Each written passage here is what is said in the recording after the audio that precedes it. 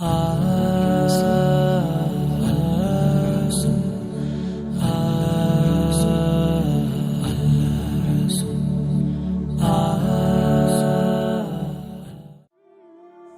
বিবেচনায় মানুষের প্রকারভেদ।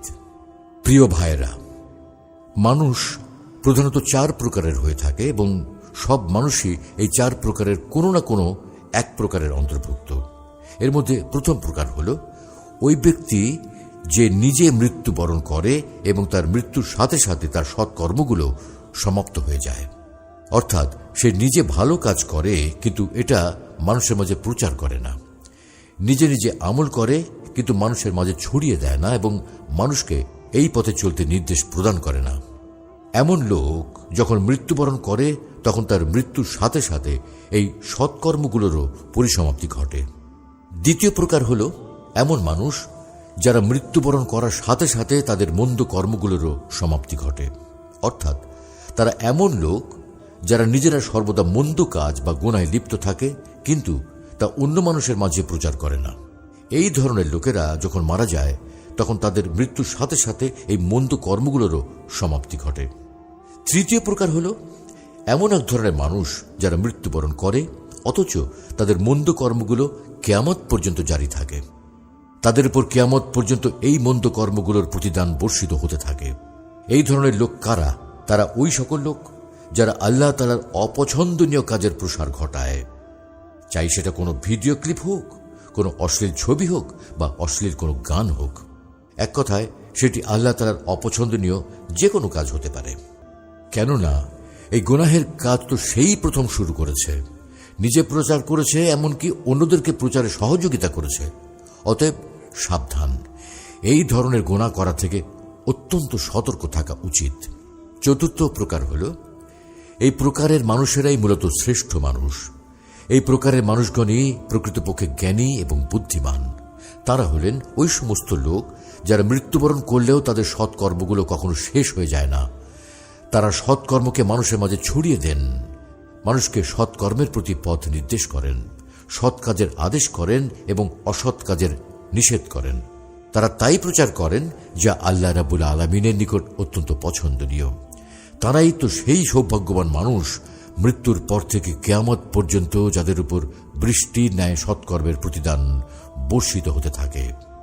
এই প্রকারের লোকদের সম্পর্কে রাসূলুল্লাহ সাল্লাল্লাহু আলাইহি ওয়াসাল্লাম বলেন, যে ব্যক্তি কোনো ভালো কাজের প্রতি পথ প্রদর্শন করে সেও আমলকারীর সমপরিমাণ সওয়াব পায়। এই চতুর্থ ধরনের মানুষের অনেক উদাহরণ আপনি পাবেন, যেমন ইমাম বুখারী রাহমাতুল্লাহি আলাইহি, ইমাম আবু হানিফা রাহমাতুল্লাহি আলাইহি, ইমাম আহমদ বিন হাম্বল রাহমাতুল্লাহি আলাইহি ও ইমাম ইবনে তাইমিয়া রাহমাতুল্লাহি আলাইহি প্রমুখ। তারা তো এমন মানুষ যারা বহু আগে মৃত্যুবরণ করেছেন, কিন্তু এখন পর্যন্ত তারা আমাদের কাছে অমর। তাদের প্রতিটি কাজ এখনো মানুষের জন্য কল্যাণকর। বিভিন্ন চ্যানেলে, টুইটারে, ইনস্টাগ্রামে, এমনকি প্রতিটি মুসলমানের ঘরেই তারা রয়ে গেছেন। তারা মৃত্যুবরণ করেছেন বটে, কিন্তু তাদের রেখে যাওয়া ভালো কাজগুলো কিয়ামত পর্যন্ত মানুষের জন্য উপকারী হয়ে থাকবে। তাহলে আমাদেরকে কি তাদের মতো এমন কল্যাণকর সাদাকা জারিয়ার কাজ করে যাওয়া উচিত নয়? মানুষ যে কাজই করুক না কেন, সেটি যত ক্ষুদ্র থেকে ক্ষুদ্রই হোক না কেন, কিয়ামতের দিন আল্লাহ তাআলা তা বান্দার সামনে হাজির করবেন।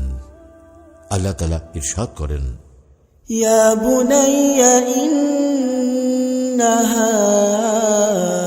In তাকু মিসকালা হাববাতিন mean খারদালিন ফাতাকুন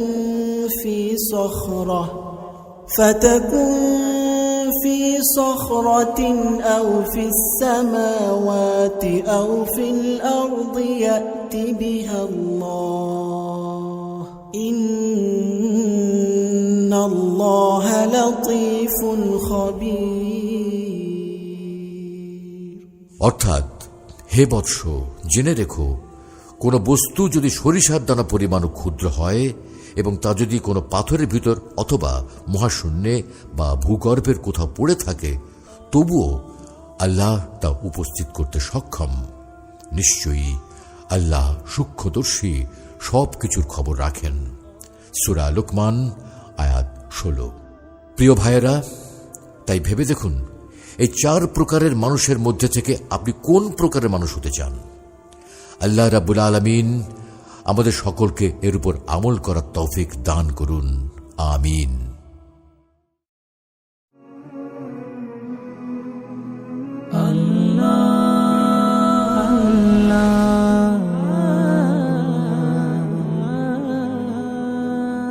Islam and Life, Ultimate Path of Life.